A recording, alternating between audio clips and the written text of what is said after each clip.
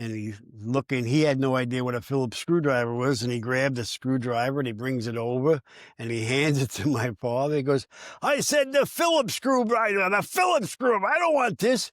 And my brother turned around. He said he's thinking in his head, "How do I know which screwdriver he named after himself?"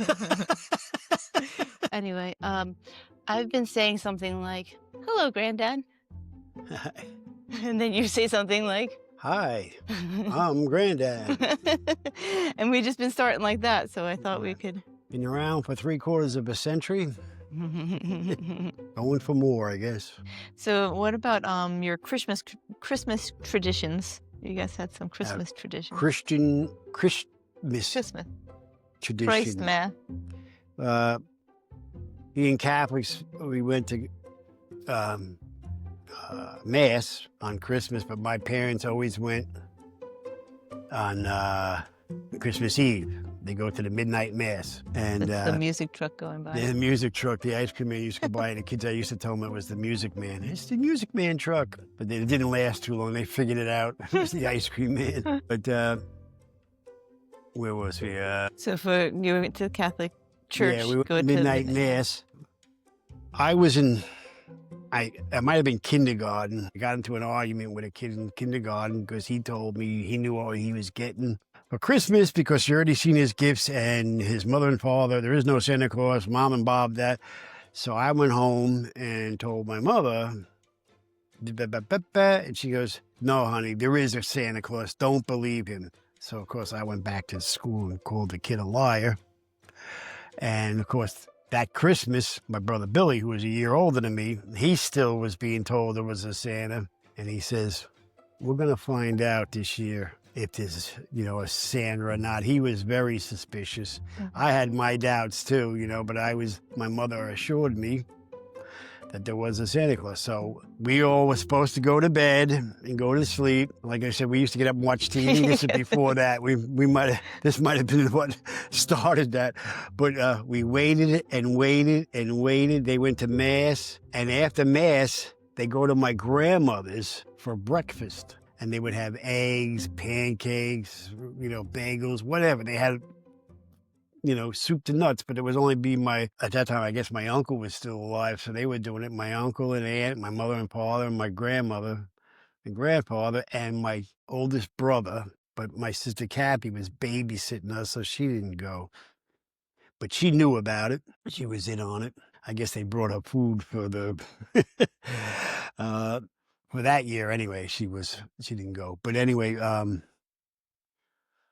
so we waited, and then they started coming in after they all the gifts. That's when my parents hid all of our Christmas gifts over around the block at my grandparents' house. So on Christmas, they would just drive them over in my father's station wagon and unload it, go back, get another thing, unload it. And we'd fill up, we had a porch, unheated porch. So it was cold in the winter, but he put all the presents in there. He didn't wrap anything because it's too much Too much wrapping. work, too much money. And we used to have Santa Claus. My uncle would dress up as Santa Claus and hand out the gifts, call out your name, and there you go. But this time it was no Santa Claus. My uncle got married and didn't do it that year. So they started coming in with the gifts, and me and my brother Billy came out of our bedrooms, put our hands on our hips, like this. "Hey, what are you?"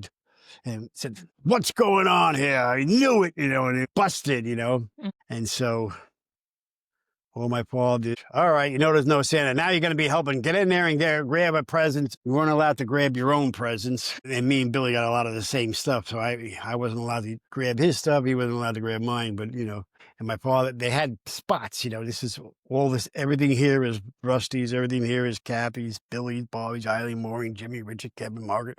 However it went down, Vincent, Michael, Gerard, and Mary Ellen. But they weren't there yet. But one by one they came. So every year at Christmas, my parents would go to midnight mass, and everybody who was in on it would go to the midnight mass. Then we'd go to my grandmother's and have a good old, big old breakfast, great bacon, ham, eggs, and pancakes, whatever you wanted, and then we'd come home and start helping to put the gifts into the vestibule of the porch. And the TV would be on. We'd have it on the all-night channel, probably 2 or 7. 7 went into like 4 in the morning, and the 2 went all night. The late show, the late show, the late show. And on Christmas Eve, they just showed Scrooge. So different, we would all day long, Scrooge would be on. Not Scrooge, I'm sorry, the Christmas Carol. Yeah, that's right. And the different versions of the that were out there. There was like 3 different versions at that time, and we watch other things, but then that would be on the whole time, as we're doing the gifts, bringing the gifts in, and one by one, as you got a little older, hey, there is no Santa Claus, blah, blah, blah. But then when my sister Mary Ellen was about 5, my grandfather had passed away. Grandmother was now living in an apartment on our house. So everything was in our house. So we went to the midnight mass, everybody but Mary Ellen, and then we were sitting down and having this big old breakfast, and the only one that wasn't there was Mary Ellen. I might even have been in the service. It might have been 68. I don't even know. I might have been in the service. So they said, oh, maybe we should wake up Mary Ellen and have her come down. And they said, oh, okay. And this is a story of my sister Mary Ellen. She said she was about 5 years old or something like that. The next 2-year older brother, her brother who was a year older and 2 years older, came up, woke up. Mary Ellen, get up. Come on downstairs and have breakfast. There is no Santa Claus. That's how you find out. She what? There is no Santa Claus. We're having breakfast. Come on down. You should have let me. I guess we should have just let her sleep one more year. Let her sleep 1 year more, or told her before she went to bed, like to be woken up. What do you mean there is no Santa? I'm waiting to run down here and get my gifts, and now you're telling me there is no Santa. It's a lot of trauma. That's all kinds of trauma in the family. Yeah, she still talks about it. Yeah. Yeah, but but that was always fun every year. And so then it became a tradition that carried on because we were still doing it when my older brother and older sister got married, and then we were still doing it when I got married, Billy and Richard got married. So we were still having Christmas Eve. We'd go. Well, a lot of your siblings were still relatively young. Yeah, most of my siblings were still, high school and stuff. Right? Kids living at home, and we'd go over there and we'd have breakfast, and then we'd do gifts, and we'd be there till like 3, 4, 5 in the morning, and then we'd go home and have Christmas at our house. Then we'd come over to my in-laws' house and have Christmas there with the kids. And then we'd go to Aunt Rosie's. And then we go to Aunt Rosie's down the street for the end of Christmas. It was a all day, 72-hour affair. Yeah, 24-hour affair. My kids couldn't wake me up, and it was like we'd come home at like 5 in the morning, and I'd fall asleep finally, and they would want to get up at 7 o'clock to open their gifts, so they'd wake me up. Sometimes they even made me breakfast or something. I already ate breakfast. I already had that breakfast. Go away.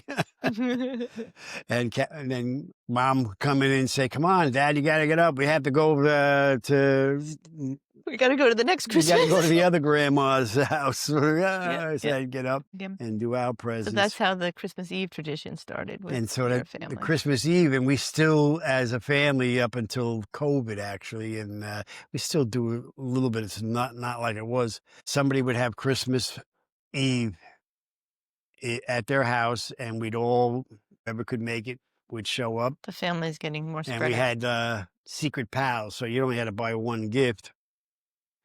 And we'd all be at the Christmas Christmas Eve, and it kind of made it hard for us because then, like, it was for me, we'd always have Christmas at my in-laws because we had Christmas Eve at my house. So you get Christmas Eve, we get Christmas Day. So then it was a family thing. We were still going with our family to Christmas, and now our kids their other grandparents said, well, we get Christmas because you got Christmas Eve. So we really didn't have Christmas. So we just said, okay, so we would just have Christmas on the closest Saturday or Sunday to the actual Christmas day, usually after Christmas. And we just, what's the difference? Kids don't care. Yeah, well, what's They a have lot two of Christmases and, didn't we have Christmas 2 days ago? Yeah, we're having another one today. a lot of the blended families people are doing Yeah. multiple Christmases anyway. Yeah, so it was always like that for everybody. It's a Christmas Eve, then your own, and then you had to go. So it was but it was a very good tradition, and my mother set it up so that we would stay close as a family. And of course, I didn't. I was mad at my mother when I was a kid because she lied to me and said there is too a Santa Claus. So I said, okay, and I went and confronted the kid in school. I mean, I went right up into his face and told him, basically, Mom doesn't lie. you don't know what you're talking about. And he went, oh, okay. And then I had to find out he was right the whole time. So I refused to tell my kids there was a Santa Claus. I told them, Santa And the trauma Claus passes on. What? And the trauma passes on to the next generation. I would tell my kids, there is no Santa Claus. He's make-believe. Okay, all right, you got that? He's make-believe. Yes, he's make-believe. So we went over to my mother's for Christmas Eve, and Rachel was, about 5 or 6? And I heard the others talking, my brothers, we don't want your kids playing with our kids because I said, they won't say it. They're going to tell our kids there is no Santa. And it was kids older than Rachel that believed in Santa. And they're all, I said, don't worry. I said, you don't have to worry about that. And then at one point, all the kids were talking about Santa's coming, Santa's coming. I wonder what time he's going to come because it was late. We were late into the night. He'd have to come early in the, after 2 or 3 in the morning for our house. And the kids were trying to figure out what time Santa Claus was coming. So Rachel runs over to me, said, Dad, what time is Santa Claus coming? I says, don't you remember I told you Santa Claus is make-believe? She goes, yeah, I know, but when is he coming? I said, after you go to sleep. Yep. So, but I mean, like, you could tell kids there's no Santa Claus, but they ain't going to believe you. Yeah, so imagination was so active that you didn't really know what that meant. Yeah, right. What do you mean imaginary? What do you mean make-believe? It's still real, even if he's make-believe. Yeah, All kinds of make-believe friends. Yeah, that was the other thing. Yeah, I remember, watching TV as a kid. We'd see, the cartoon characters would be chasing each other like a dish and a spoon and Yeah, right. that kind of stuff. One time, my father, when I was still 5 or 6, he had us all lined up against the wall because a screwdriver or something of his was missing, or some tools, and he wanted to know what happened to it. He probably misplaced, it's probably in his back pocket. He goes, now I know it just didn't get up and walk away. And I wanted to go, that's a possibility. I saw that on the TV, that the dish got up and ran away, Right. And then Uncle Billy, was that the tool Uncle Billy thought he named after himself that was missing? The what? The tool he thought. Yeah. Another time, my father always worked. My father fixed everything. He was like, he could fix the TV. He was a nerd when he was growing up, but he was an excellent auto mechanic. He always had to work on his own car. You had 2 TVs, didn't you? And one time we had 2 TVs. One was because the only time we had 2 TVs, and I told my kids because they were arguing. They had their own TVs in their room. They were arguing which TV they both wanted to watch their program in the TV in the living room. I said, go to your room. But I said, and I told them the only time we had 2 TVs when I was growing up is when the one we could only get sound from and the other one we could only get a picture from. My father had the TV, didn't throw it away because the picture was still good, but the sound wasn't working. And then we had one where the picture went bad. The sound went bad, but the picture was still working. Right. So we had 2 TVs in our room. The one that we watched was on that side of the room, and the one we listened to was behind us. Surround sound. Or surround sound. And then you guys would fight over it.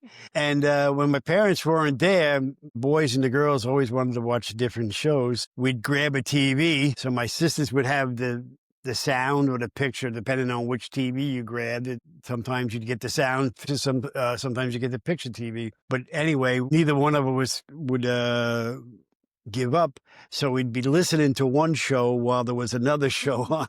You're watching a different one. Channel 5 was on the picture, and Channel 7 was the sound, and right. But then back to Uncle Billy thinking that he's naming the tool. Oh yeah, Billy. So my father would be working outside, and my mother would go, go out there and help your father. And it was usually cold out there. We'd hold the light from or something like that. And my father tells my father's name was Philip. So he tells my brother, go get me the Phillips screwdriver. He goes, okay. He goes over and he's looking. He had no idea what a Phillips screwdriver was. And he grabbed the screwdriver and he brings it over and he hands it to my father. He goes, I said the Phillips screwdriver, the Phillips screwdriver. I don't want this. And my brother turned around. He said he's thinking in his head, how do I know which screwdriver he named after himself? Right. Yeah. So there's one other thing from Christmas. When did you guys usually get your Christmas tree? Christmas tree, I think we usually get it. We used to get it on Christmas Eve. On Christmas Eve, right? Yeah, but early. We'd get it early, and we'd do the whole Christmas. This was because it was cheaper that day, right? Probably. Yeah, probably cheaper. You go there and you get the leftovers. The guy's trying to get rid of the. Yeah. I read the book A Tree Grows in Brooklyn.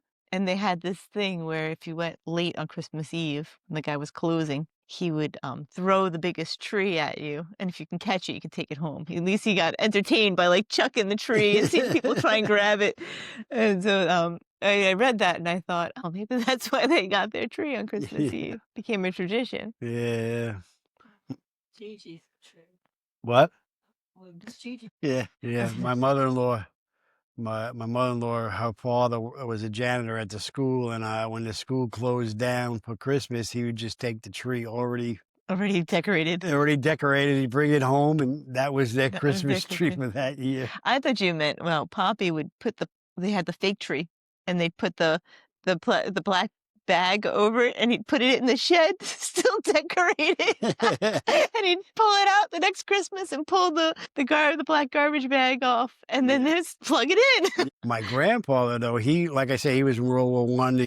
Took 4 bullets, and he was very meticulous in things that he could do. I mean, like he made rings when he was in the hospital. They would take a French silver coin because it was pure silver, and they would drill a hole in it and then just beat it with a spoon.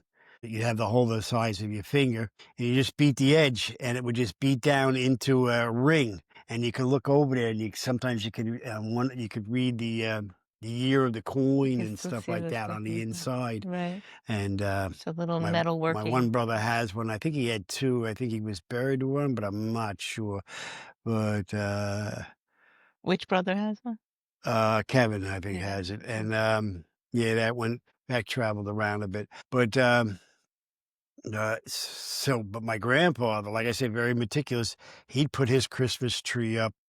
I'm not sure. I thought it was Christmas Eve too, but he put on the tinsel, one tinsel at a time. He did it himself, and he'd go there, and you couldn't even see the whole tree looked silver. It was so much tinsel on it. And we used to try that. We go, the heck with this? We start throwing and it looks bad when you throw it like that. Yeah. This is ridiculous. And we're doing like 7 of us are doing one at a time. It was like we didn't have the patience to do the whole tree. Yeah. Start throwing like 3 or 4 on. It's 5 or 6, and then you had to take the clumps off, and it got clumpy, Yeah. But it never looked the same, and as my grandpa, and the tinsel isn't the same now anyway. So now it's this plastic stuff. Yeah, plastic tinsel and stuff. I think it was actual metal, aluminum or something like that. I'm not even sure what it was made of. Right. Christmas. Then we'd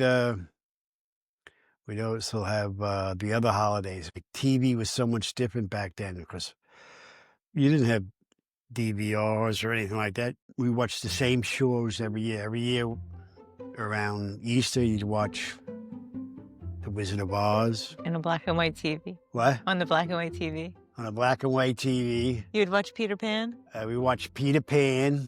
I don't remember when we watched. I think that was in December. I'm not sure. I know the March of the Wooden Soldiers was on Thanksgiving. Then Babes you'd in have the Toyland. Wonderful Life was the whole month of Christmas. December. They didn't have any. Nobody had the copyright. They didn't have to pay for it. So They just kept putting it on. yeah, they would put it on because like you'd have to pay. You want to put the movie on, you'd have to buy it Right. from the Yeah. company, but there was no copyright or whatever they had on the whatever they called it on It's a Wonderful Life. So it was free for them to put it on. So it'd be on Channel 5, it'd be on Channel 7, it'd be on Channel 2, it'd be Yeah, all at the same time, just going Yeah. over and over. different days and everything. So you could watch it almost. That was one show that you could watch over. And I loved that movie anyway. But Hmm. the other ones like The Wizard of Oz, Babes in Toyland? Babes in Toyland. Mhm. What about like, March of the Wooden Soldiers, Scrooge. oh, that's A Christmas Carol. Yeah, all the Christmas stories, you know.